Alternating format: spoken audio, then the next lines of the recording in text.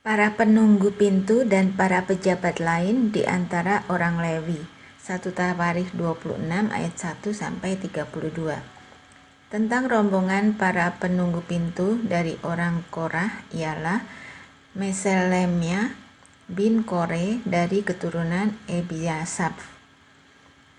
Meselemia mempunyai anak-anak yakni Sakaria anak sulung, Yediael anak yang kedua, Sebaja anak yang ketiga, Yatniel anak yang keempat, Elam anak yang kelima, Yohanan anak yang keenam, Elionai anak yang ketujuh. Obed Edom mempunyai anak-anak yakni Semaya anak sulung, Yosabat anak yang kedua, Yoah anak yang ketiga, Sakar anak yang keempat, Netaneel anak yang kelima, Amiel anak yang keenam, Isakar anak yang ketujuh, dan Peuletai anak yang kedelapan, sebab Allah telah memberkati dia. Bagi Semaya anak Obed Edom itu lahir anak-anak. Mereka memegang pemerintahan di antara puak mereka, sebab mereka itu adalah pahlawan-pahlawan yang gagah perkasa. Anak-anak Semaya ialah Otni, Refael, Obed, dan Elsabat, serta saudara-saudaranya yakni Elihu dan Semakia, orang-orang yang gagah perkasa.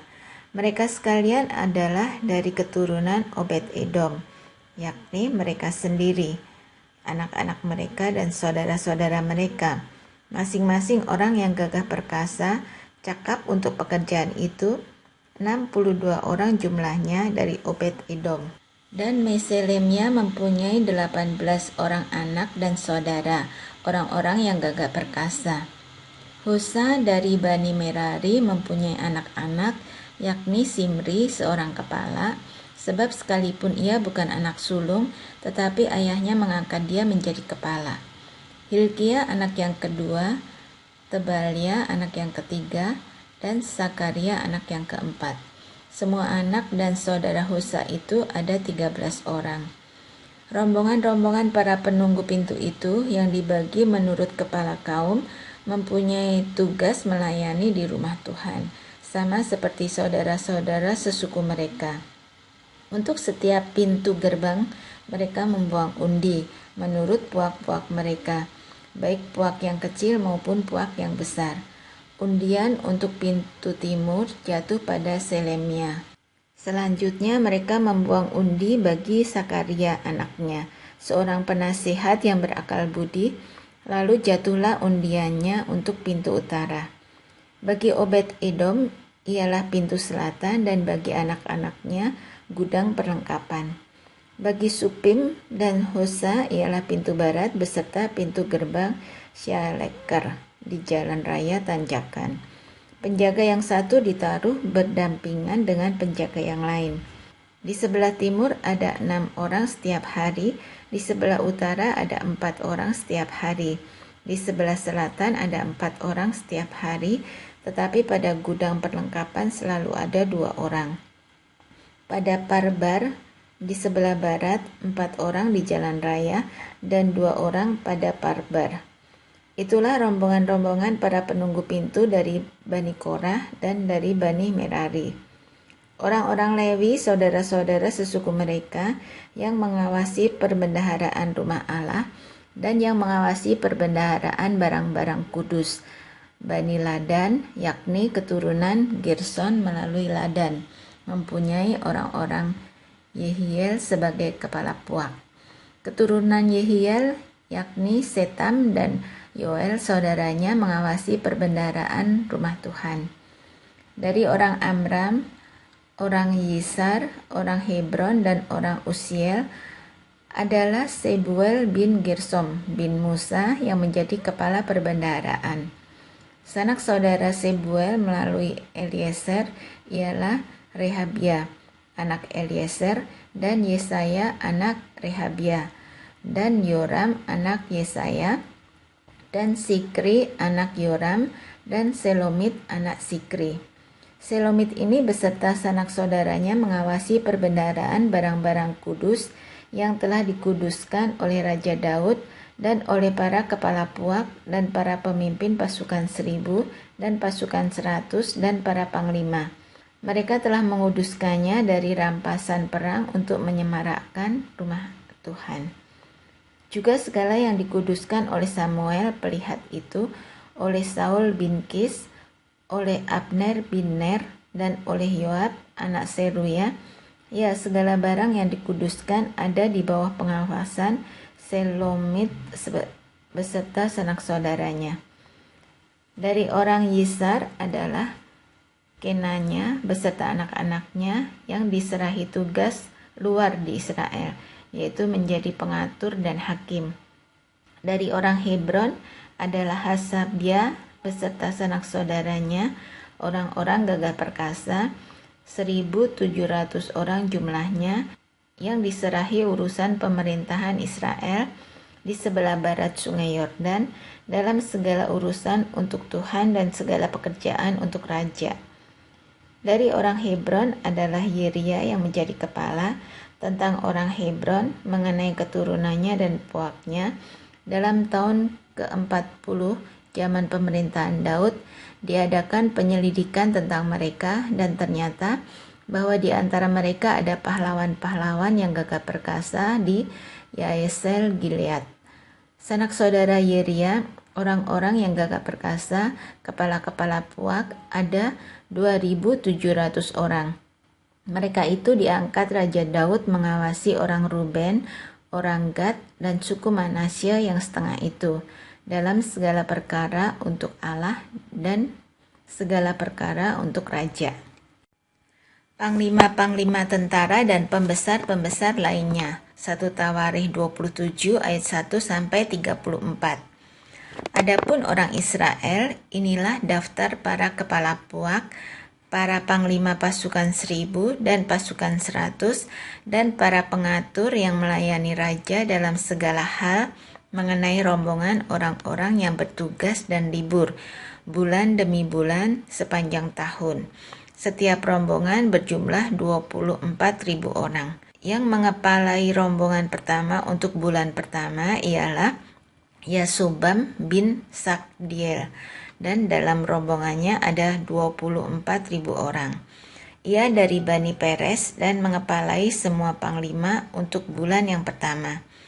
Yang mengepalai rombongan bulan yang kedua ialah Dodai, orang Ahohi, sedang pemimpin rombongannya yang berjumlah 24.000 orang adalah Miklot.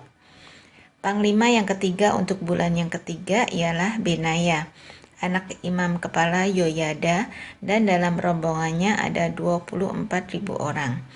Benaya ini adalah seorang dari ke-30 pahlawan dan mengepalai ke-30 orang itu. Tetapi yang memegang pimpinan rombongannya ialah Amisabat anaknya. Yang keempat untuk bulan yang keempat ialah Asael, saudara Yoab. Kemudian ia digantikan oleh Sebaja anaknya, dan dalam rombongannya ada 24.000 orang. Yang kelima untuk bulan yang kelima ialah Samhud orang Yisrah, panglima itu, dan dalam rombongannya ada 24.000 orang. Yang keenam untuk bulan yang keenam ialah Ira anak Ikes, orang Tekoa, dan dalam rombongannya ada 24.000 orang. Yang ketujuh untuk bulan yang ketujuh ialah Heles, orang Peloni dari Bani Efraim, dan dalam rombongannya ada 24.000 orang. Yang kedelapan untuk bulan yang kedelapan ialah Sibkai, orang Husa dari orang Sera itu, dan dalam rombongannya ada 24.000 orang. Yang kesembilan untuk bulan yang kesembilan ialah Abieser, orang Anatot itu, dari Bani Benyamin, dan dalam rombongannya ada 24.000 orang. Yang ke-10 untuk bulan yang ke-10 ialah Maharai, orang Netofa dari orang Serah itu, dan dalam rombongannya ada 24.000 orang. Yang ke-11 untuk bulan yang ke-11 ialah Benaya, orang Piraton dari Bani Efraim, dan dalam rombongannya ada 24.000 orang. Yang ke-12 untuk bulan yang ke-12 ialah Heldai, orang Netofa itu, keturunan Otniel, dan dalam rombongannya ada 24.000 orang. Yang mengepalai suku-suku Israel untuk orang Ruben ialah Eliezer bin Sikri sebagai pemimpin. Untuk orang Simeon ialah Sefaka bin Maaka.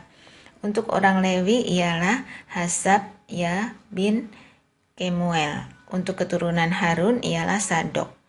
Untuk suku Yehuda ialah Elihu, salah seorang saudara Daud. Untuk suku Isakar ialah Omri bin Mikael.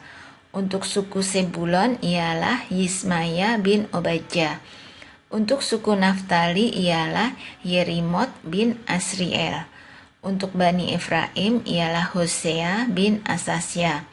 Untuk setengah suku Manasye ialah Yoel bin Pedaya. Untuk setengah suku Manasye yang di Gilead ialah Yido bin Sakaria. Untuk suku Benyamin ialah Yasiel bin Abner. Untuk suku Dan ialah Asareel bin Yeroham. Itulah para kepala suku-suku Israel.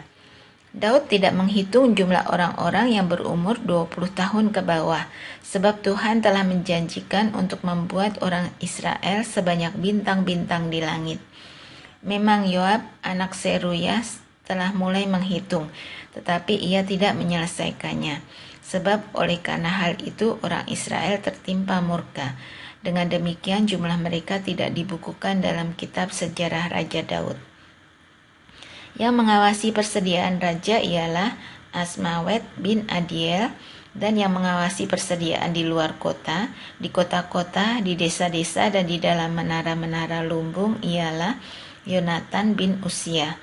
Yang mengawasi para pekerja di ladang yang harus mengusahakan tanah ialah Esri bin Kelub.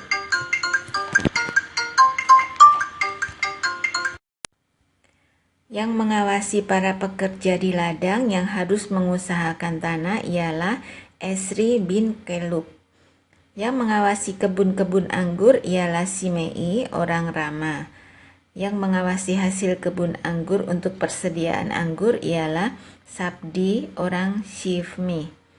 Yang mengawasi pohon-pohon saitun dan pohon-pohon ara di daerah bukit ialah Baal-Hanan orang Gederi. Yang mengawasi persediaan minyak ialah Yoas. Yang mengawasi lembu sapi yang digembalakan di tanah Saron ialah Sitrai, orang Saron. Yang mengawasi lembu sapi di lembah-lembah ialah Safat bin Adlai. Yang mengawasi unta-unta ialah Obil, orang Ismail. Yang mengawasi keledai-keledai betina ialah Yehdeya, orang Meronot. Yang mengawasi kambing domba ialah Yasis, orang Hagri. Mereka ini sekalian ialah para pengawas harta milik Raja Daud. Yonatan, saudara ayah Daud, adalah penasihat. Dia seorang cerdas dan ahli kitab. Yehiel bin Hakmoni membantu anak-anak raja. Ahitofel adalah penasihat raja. Husai orang Arki adalah sahabat raja. Yang menggantikan Ahitofel kemudian ialah Yoyada bin Benaya dan Abiatar. Panglima raja ialah Yoab. Pesan terakhir dari Daud kepada Salomo mengenai pembangunan bait suci. 1 Tawari 28 ayat 1 sampai 21. Daud mengumpulkan di Yerusalem segala pembesar Israel, yakni para kepala suku, para pemimpin rombongan, orang-orang yang melayani raja, para kepala pasukan 1.000 dan kepala pasukan 100, serta para kepala harta benda dan ternak kepunyaan raja dan anak-anaknya. Bersama-sama mereka juga para pegawai istana dan para perwira dan semua pahlawan yang gagah perkasa. Lalu berdirilah Raja Daud dan berkata, "Dengarlah hai saudara-saudaraku dan bangsaku. Aku bermaksud hendak mendirikan rumah perhentian untuk tabut perjanjian Tuhan dan untuk tumpuan kaki Allah kita. Juga aku telah membuat persediaan untuk mendirikannya. Tetapi Allah telah berfirman kepadaku, engkau tidak akan mendirikan rumah bagi namaku, sebab engkau ini seorang prajurit dan telah menumpahkan darah. Namun Tuhan Allah Israel telah memilih aku dari antara segenap puakku untuk menjadi raja atas Israel selama-lamanya. Sebab ia telah memilih Yehuda menjadi pemimpin dan puakku dari antara kaum Yehuda. Dan dari antara anak-anak ayahku, ia berkenan kepadaku untuk mengangkat aku sebagai raja atas seluruh Israel. Dan dari antara anak-anakku sekalian, sebab banyak anak telah dikaruniakan Tuhan kepadaku, ia telah memilih anakku Salomo untuk duduk di atas tahta pemerintahan Tuhan atas Israel. Ia telah berfirman kepadaku, Salomo anakmu, dialah yang akan mendirikan rumahku dan pelataranku. Sebab aku telah memilih dia menjadi anakku, dan aku akan menjadi bapanya. Dan aku akan mengokohkan kerajaannya sampai selama-lamanya, jika ia bertekun melakukan segala perintah dan peraturanku seperti sekarang ini.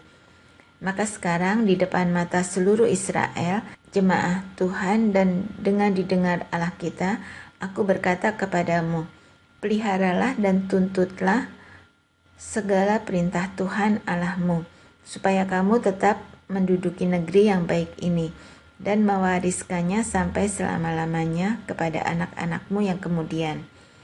Dan engkau anakku Salomo, kenalah Allahnya ayahmu dan beribadahlah kepadanya dengan tulus ikhlas dan dengan rela hati. Sebab Tuhan menyelidiki segala hati dan mengerti segala niat dan cita-cita. Jika engkau mencari dia, maka ia berkenan ditemui olehmu. Tetapi jika engkau meninggalkan dia, maka ia akan membuang engkau untuk selamanya. Camkanlah sekarang, sebab Tuhan telah memilih engkau untuk mendirikan sebuah rumah menjadi tempat kudus. Kuatkanlah hatimu dan lakukanlah itu. Lalu Daud menyerahkan kepada Salomo anaknya rencana bangunan dari balai bait suci dan ruangan-ruangannya dari perbendaharaannya, kamar-kamar atas dan kamar-kamar dalamnya, serta dari ruangan untuk tutup pendamaian. Selanjutnya rencana dari segala yang dipikirkannya mengenai pelataran rumah Tuhan dan bilik-bilik di sekelilingnya, mengenai perbendaharaan-perbendaharaan rumah Allah dan perbendaharaan-perbendaharaan barang-barang kudus, mengenai rombongan-rombongan para imam dan para orang Lewi, dan mengenai segala pekerjaan untuk ibadah di rumah Tuhan dan segala perkakas untuk ibadah di rumah Tuhan. Juga ia memberikan emas seberat yang diperlukan untuk segala perkakas pada tiap-tiap ibadah, dan diberikannya perak seberat yang diperlukan untuk segala perkakas perak pada tiap-tiap ibadah, yakni sejumlah emas untuk kandil-kandil emas dan lampu-lampunya yang dari emas, seberat yang diperlukan tiap-tiap kandil dan lampu-lampunya, dan perak untuk kandil perak seberat yang diperlukan perak untuk satu kandil dan lampu-lampunya, sesuai dengan pemakaian tiap-tiap kandil dalam ibadah. Kemudian diberikannya sejumlah emas untuk meja-meja roti sajian, meja demi meja, dan perak untuk meja-meja dari perak. Selanjutnya emas murni untuk garpu-garpu dan bokor-bokor penyiraman dan kendi-kendi. Juga untuk piala-piala dari emas seberat yang diperlukan untuk tiap-tiap piala, dan perak untuk piala dari perak seberat yang diperlukan untuk tiap-tiap piala. Juga emas yang disucikan untuk mezbah pembakaran ukupan seberat yang diperlukan, dan emas untuk pembentukan kereta yang menjadi tumpangan kedua keruk, yang mengembangkan sayapnya sambil menudungi tabut perjanjian Tuhan. Semuanya itu terdapat dalam tulisan yang diilhamkan kepadaku oleh Tuhan, yang berisi petunjuk tentang segala pelaksanaan rencana itu. Lalu berkatalah Daud kepada Salomo anaknya, kuatkan dan teguhkanlah hatimu dan lakukanlah itu. Janganlah takut dan janganlah tawar hati, sebab Tuhan Allahku menyertai engkau. Ia tidak akan membiarkan dan meninggalkan engkau sampai segala pekerjaan untuk ibadah di rumah Allah selesai. Sesungguhnya rombongan para imam dan para orang Lewi ada untuk melakukan segala ibadah di rumah Allah. dan ada beberapa sukarelawan yang ahli dalam setiap tugas yang dapat membantu engkau. Juga para pemimpin dan seluruh rakyat ini sepenuhnya ada di bawah perintahmu. Sumbangan untuk pembangunan bait suci. 1 Tawari 29 ayat 1-9. Berkatalah Raja Daud kepada segenap jemaah itu, Salomo anakku yang satu-satunya dipilih Allah adalah masih muda dan kurang berpengalaman, sedang pekerjaan ini besar, sebab bukanlah untuk manusia bait itu, melainkan untuk Tuhan Allah. Dengan segenap kemampuan, aku telah mengadakan persediaan untuk rumah Allahku, yakni emas untuk barang-barang emas, perak untuk barang-barang perak, tembaga untuk barang-barang tembaga, besi untuk barang-barang besi, dan kayu untuk barang-barang kayu, batu permata syoham dan permata tatahan, batu hitam dan batu permata yang berwarna-warna, dan segala macam batu mahal-mahal dan sangat banyak pualam. Lagi pula oleh karena cintaku kepada rumah Allahku, maka sebagai tambahan pada segala yang telah kusediakan bagi rumah kudus, aku dengan ini memberikan kepada rumah Allahku dari emas dan perak kepunyaanku sendiri, 3.000 talenta emas dari emas Ofir dan 7.000 talenta perak murni untuk menyalut dinding ruangan, yakni emas untuk barang-barang emas dan perak untuk barang-barang perak dan untuk segala yang dikerjakan oleh tukang-tukang. Maka siapakah pada hari ini yang rela memberikan persembahan kepada Tuhan? Lalu para kepala puak dan para kepala suku Israel dan para kepala pasukan 1.000 dan pasukan 100 dan para pemimpin pekerjaan untuk raja menyatakan kerelaannya. Mereka menyerahkan untuk ibadah di rumah Allah 5.000 talenta emas dan 10.000 dirham, 10.000 talenta perak, dan 18.000 talenta tembaga serta 100.000 talenta besi.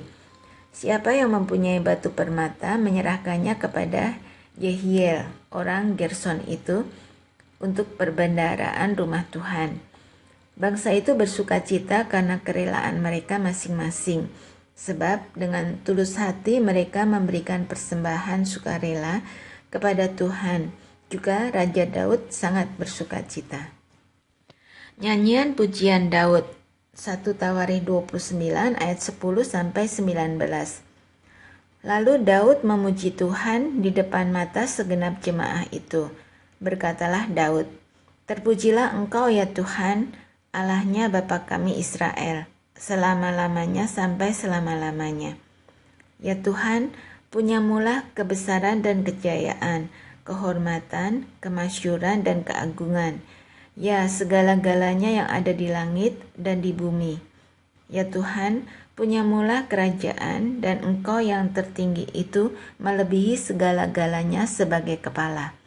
Sebab kekayaan dan kemuliaan berasal daripadamu, dan Engkaulah yang berkuasa atas segala-galanya. Dalam tangan-Mulah kekuatan dan kejayaan, dalam tangan-Mulah kuasa membesarkan dan mengokohkan segala-galanya. Sekarang ya Allah kami bersyukur kepadamu dan memuji namamu yang agung itu. Sebab siapakah aku ini dan siapakah bangsaku sehingga kami mampu memberikan persembahan sukarela seperti ini?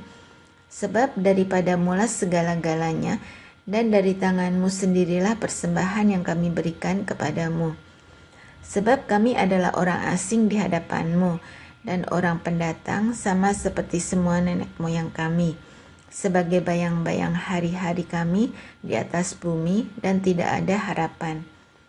Ya Tuhan Allah kami, segala kelimpahan bahan-bahan yang kami sediakan ini untuk mendirikan bagimu rumah bagi namamu yang kudus adalah dari tanganmu sendiri dan punyamulah segala-galanya. Aku tahu ya Allahku bahwa Engkau adalah penguji hati dan berkenan kepada keikhlasan. Maka aku pun mempersembahkan semuanya itu dengan sukarela dan tulus ikhlas. Dan sekarang umatmu yang hadir di sini telah kulihat memberikan persembahan sukarela kepadamu dengan sukacita. Ya Tuhan Allah Abraham, Ishak dan Israel, Bapa-bapa kami, peliharalah untuk selama-lamanya kecenderungan hati umat-Mu yang demikian ini, dan tetaplah tujukan hati mereka kepadamu. Dan kepada Salomo anakku, berikanlah hati yang tulus, sehingga ia berpegang pada segala perintah-Mu, dan peringatanmu dan ketetapanmu, melakukan segala-galanya dan mendirikan bait yang persiapannya telah kulakukan. Salomo menjadi raja, Daud meninggal. 1 Tawari 29 ayat 20-30. Kemudian berkatalah Daud kepada segenap jemaah itu, "Pujilah kiranya Tuhan Allahmu." Maka segenap jemaah itu memuji Tuhan, Allah nenek moyang mereka. Kemudian mereka berlutut dan sujud kepada Tuhan dan kepada raja. Keesokan harinya mereka mempersembahkan korban sembelihan dan korban bakaran kepada Tuhan, yakni 1.000 ekor lembu, 1.000 ekor domba jantan, dan 1.000 ekor domba muda, dengan korban-korban curahannya, dan sangat banyak korban sembelihan demi seluruh Israel. Lalu mereka makan dan minum pada hari itu di hadapan Tuhan dengan sukacita yang besar. Kemudian menyatakan untuk kedua kalinya Salomo anak Daud sebagai raja, dan mengurapi dia bagi Tuhan sebagai raja dan Sadok sebagai imam. Kemudian duduklah Salomo sebagai raja menggantikan Daud ayahnya di atas tahta yang ditetapkan Tuhan. Ia mendapat kemujuran sehingga setiap orang Israel mendengarkan perkataannya. Lalu semua pemimpin dan pahlawan, juga semua anak Raja Daud mengakui kekuasaan Raja Salomo. Tuhan membuat Salomo luar biasa besar di mata seluruh orang Israel dan mengaruniakan kepadanya keagungan kerajaan seperti tidak pernah ada pada semua raja sebelum dia yang memerintah atas Israel. Demikianlah Daud bin Isai telah memerintah atas seluruh Israel. Ia memerintah atas orang Israel selama 40 tahun. Di Hebron ia memerintah 7 tahun dan di Yerusalem ia memerintah 33 tahun. Kemudian matilah ia pada waktu telah putih rambutnya, lanjut umurnya, penuh kekayaan dan kemuliaan. Kemudian naik rajalah Salomo anaknya menggantikan dia. Sesungguhnya riwayat Raja Daud dari awal sampai akhir tertulis dalam riwayat Samuel, pelihat itu, dan dalam riwayat Nabi Nathan, dan dalam riwayat Gad pelihat itu, beserta segala hidupnya sebagai raja dan kepahlawanannya dan keadaan zaman yang dialaminya dan dialami Israel dan segala kerajaan di negeri-negeri lain. Berkat Tuhan pangkal selamat. Mazmur 127. Nyanyian Siarah Salomo. Jikalau bukan Tuhan yang membangun rumah, sia-sialah usaha orang yang membangunnya. Jikalau bukan Tuhan yang mengawal kota, sia-sialah pengawal berjaga-jaga. Sia-sialah kamu bangun pagi-pagi dan duduk-duduk sampai jauh malam, dan makan roti yang diperoleh dengan susah payah, sebab ia memberikannya kepada yang dicintainya pada waktu tidur. Sesungguhnya anak-anak lelaki adalah milik pusaka daripada Tuhan, dan buah kandungan adalah suatu upah. Seperti anak-anak panah di tangan pahlawan, demikianlah anak-anak pada masa muda. Berbahagialah orang yang telah membuat penuh tabung panahnya dengan semuanya itu. Ia tidak akan mendapat malu apabila ia berbicara dengan musuh-musuh di pintu gerbang.